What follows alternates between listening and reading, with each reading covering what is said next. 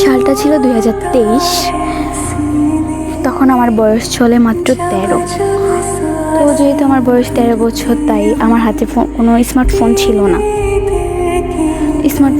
আম্মুর ফোন ছিল, মাঝে মধ্যে আম্মুর ফোন হাতে নেওয়া হয়তো, ব্যাস এটুকুই।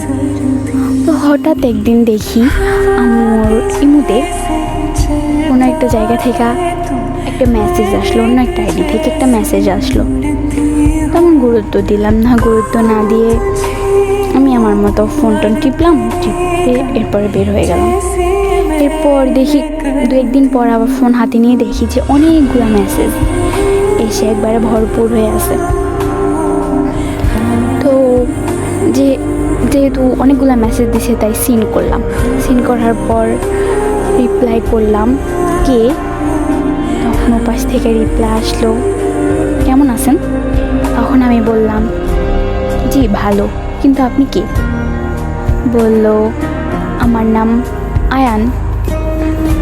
তখন আমি বললাম আয়ান নামে তো আমি কাউকে চিনি না, তো আপনি পরিচয় দেন, আপনি কে? বলল না, আপনি আমাকে চিনবেন না, আমি আপনাকে চিনি। তখন আমি বললাম আপনি আমাকে চিনবেন না, আমি আপনাকে চিনি, ওটা আবার কেমন কথা? তাহলে আমি কথা বলবো না, ওকে বাই। তো উনি বললো না না না, আপনি বের হয়ে যাবেন না, প্লিজ আমার সাথে একটু কথা বলেন। পরে আমি বললাম আচ্ছা জি বলেন। পরে বললো আচ্ছা আপনার নাম? আমি বললাম আপনি যেহেতু আমাকে চিনেন, আপনি নিশ্চয়ই আমার নামটা জানেন। আচ্ছা আপনি কি আলিশা? আমি বললাম হ্যাঁ আমি আলিশা। তা আপনি? বললো আমি তো একটু আগে বললামই আমি আয়ান।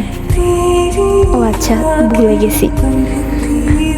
এরপর বললো আচ্ছা আপনার বাসা কোথায়? আমি বললাম এত প্রশ্নের উত্তর আমি দিতে পারবো না, আপনি কি বললেন তাড়াতাড়ি বলুন, আমি ফোনটা আম্মুর কাছে জমা দিয়ে আমি চলে যাচ্ছি।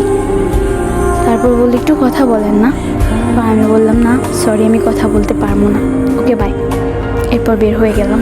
এভাবে কয়েকদিন কেটে যায়। যাওয়ার পর আরেকটা দিন ফোন হাতে নিয়েছিলাম। কয়েকদিন পর ফোন হাতে নেওয়ার পর দেখি যে অনেকগুলো মেসেজ এসে ভরপুর, প্লিজ রিপ্লাই করেন, প্লিজ রিপ্লাই করেন। এরপর আমি দেখলাম যে আসলে কেউ। এরপর আমি বললাম জি বলেন। বললো আচ্ছা প্লিজ একটু কথা বলেন, একটু কথা বলেন। পরে আমি বললাম আচ্ছা ঠিক আছে বলেন।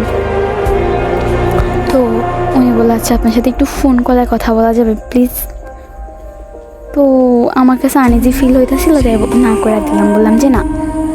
উনি বললো প্লিজ একটু বলেন না।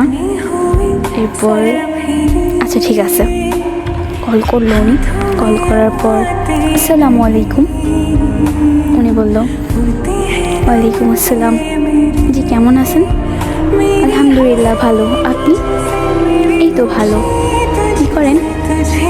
বসে আছি, আপনি? আমি বন্ধুদের সাথে আড্ডা দিতেছি। ও তো কি করেন, খাওয়া দাওয়া হয়েছে? না এখনো খাওয়া দাওয়া হয় নাই, একটু পরে খাবো। এখন তো রাত 9টা বাজে, এখনো খাওয়া দাওয়া করেন নাই? না এখনো করি নাই।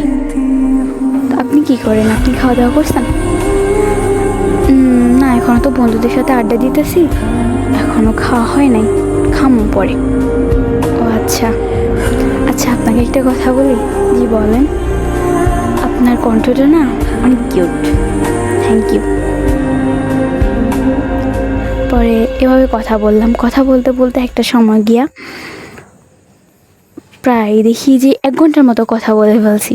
যেহেতু নতুন কথা, তারপরেও প্রায় 1 ঘন্টার মতো কথা বলে ফেলছি। এরপর বললাম আচ্ছা বাই, আমি এখন ঘুমাবো। খাবার খাবেন না? হ্যাঁ খাবো, খেয়ে তারপর ঘুমাবো। আচ্ছা খাবার খেয়ে তাড়াতাড়ি ঘুমিয়ে পড়বেন, ওকে। এরপর আমি গেলাম, খাওয়া দাওয়া করলাম, খাওয়া দাওয়া করে ঘুমিয়ে পড়লাম।